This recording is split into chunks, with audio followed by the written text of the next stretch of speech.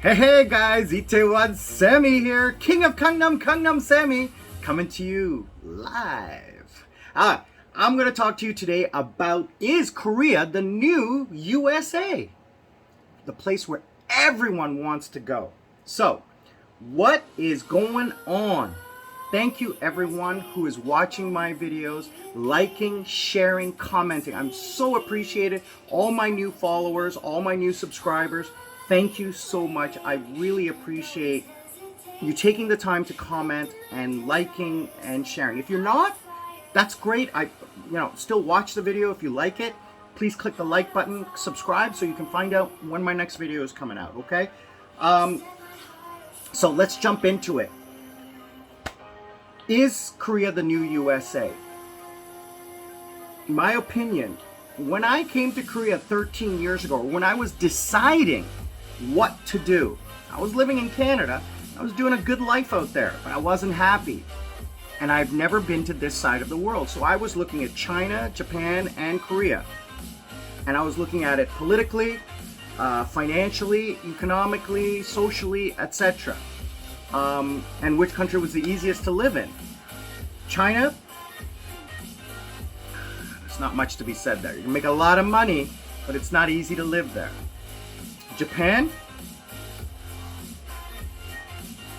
Not easy to live. Don't make a lot of money.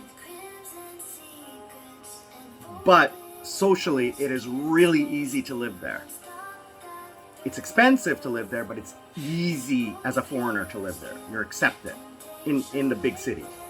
Korea, perfect balance of it all. It's not too difficult to live here. You can make a lot of money, and the cost of living is low. Politically, it was okay. So that's that, and the fact that I had a friend here from Canada who was Korean Canadian who helped me out in the first few months that I lived here. That's why I came. Now, what has happened in the 13 years since? Well, the United States has gone. When I say United States, I'm using that as an example because everybody wants to go to the USA. Everyone from poorer countries wants to go there to live the American dream, or to Europe, or to Canada, or a first world nation. Okay, one just needs to look at the borders of Belarus and Poland to see what's going on there, and the immigration issues in USA and Canada. So, what has changed in Korea? What has changed in the USA is the political climate, obviously. The economy is no longer that strong because of the pandemic, etc. And even before that, America has shifted away from being a production nation and more of a consumerist nation. Then, Korea has been very good at surviving problems. Financial, economic, etc., environmental, etc., what have you. And one of the things that I knew going into the pandemic, that coming out, Korea would resolve very quickly and return to profit. Even though the indicators are there, inflation, the global shipping issues, microchips, all of those issues, little things could add up. But the way Korea runs its business is so different to North America. There's one focus. In North America, there's always left and right and this and that. In Korea, it's one focus, country.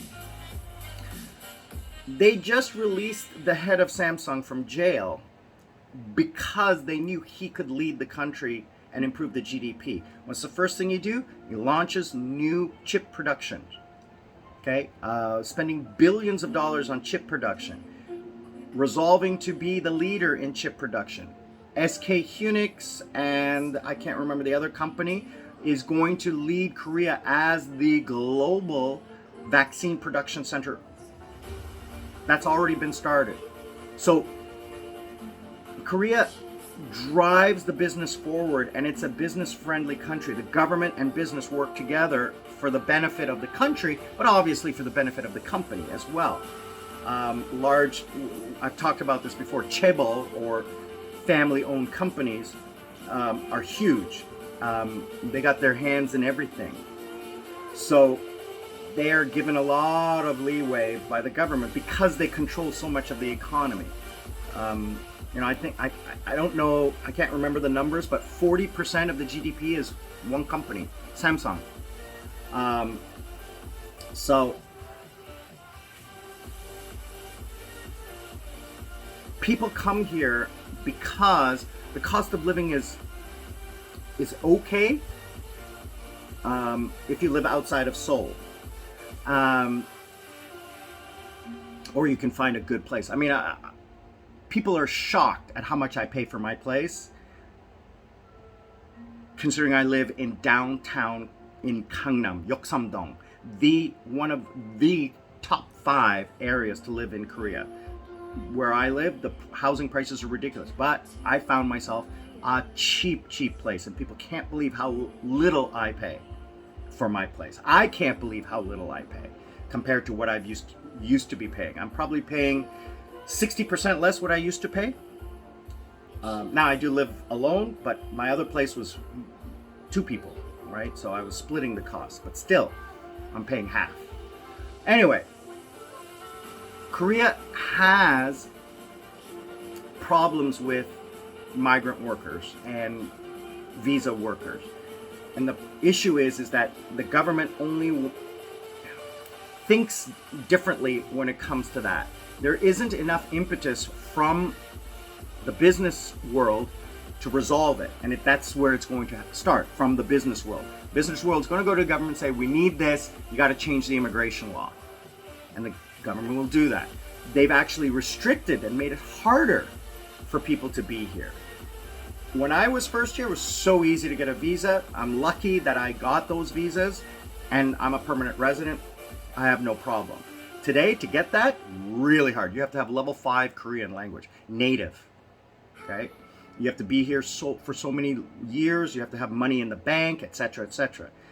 For example, the other one, the visa is like trying to get points to get the visa. Teachers could never do it because they don't make enough money. They've restricted the visas just for high salary people. So like AI, computers, engineering, robotics, those like high-end technical jobs, they want those people here, okay?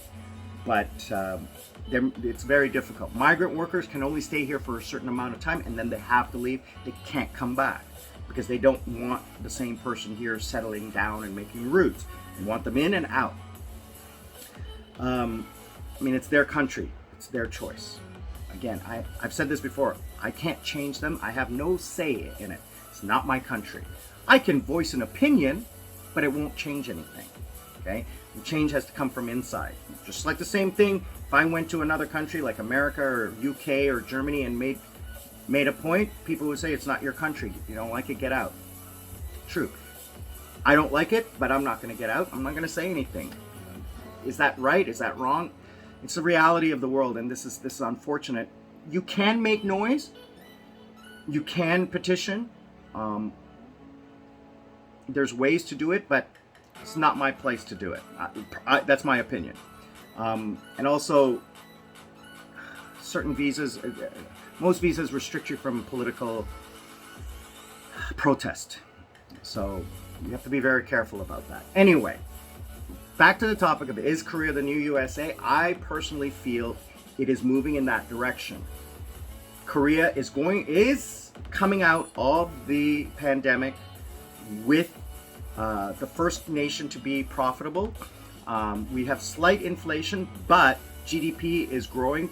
Tax revenue is growing. It's more than last year. This quarter was more than last year. I just saw a news story about that. With increased spending, the budget is going to, the deficit that was occurred during the last 2 years are going to be wiped out by the increased tax revenue. Inflation is going to be kept in check by the Bank of Korea. And any faults in the global supply chain are going to be mitigated by Korea's inventiveness is what I'm going to say. Like I said, I personally feel that Korea is going to start opening up its borders. It's going to be opening up its workforce and changing to meet the global future. Korea's already said it's going to embrace the metaverse. It's going to move online. Korea has the infrastructure to do that. And if you're not the leader, you're the follower. And being the leader means you set the stage, you set the tone, you set the bar. So Korea's really good at that. You know, setting the stage for everyone else to follow and play catch up. So I've seen it. I mean, from banking to internet to digital ID. I mean, everything on my phone is just like that. It's all connected. And I'm like, wow, done. You know, I'm calling the customer service number, and while I'm talking to them, I'm getting a text message saying, you know, here, if you need help, call us at these hours, which is less time, or go online to this website. I'm getting texted that while I'm on waiting with them. I mean, it's very Internet of Things, right?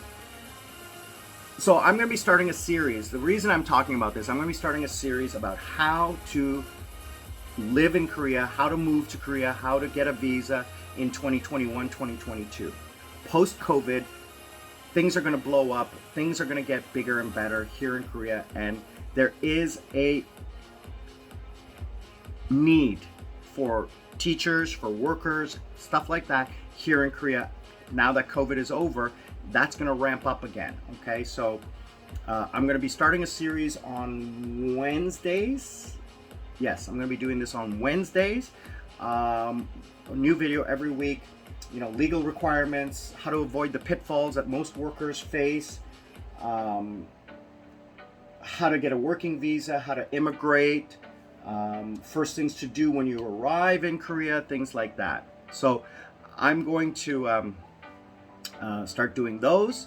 And I do thank everyone for watching, liking, and commenting. Please, please, please, please stay safe, stay happy, get vaccinated, wear a mask, and love each other. Itaewon Sammy, King of Gangnam. I'm out.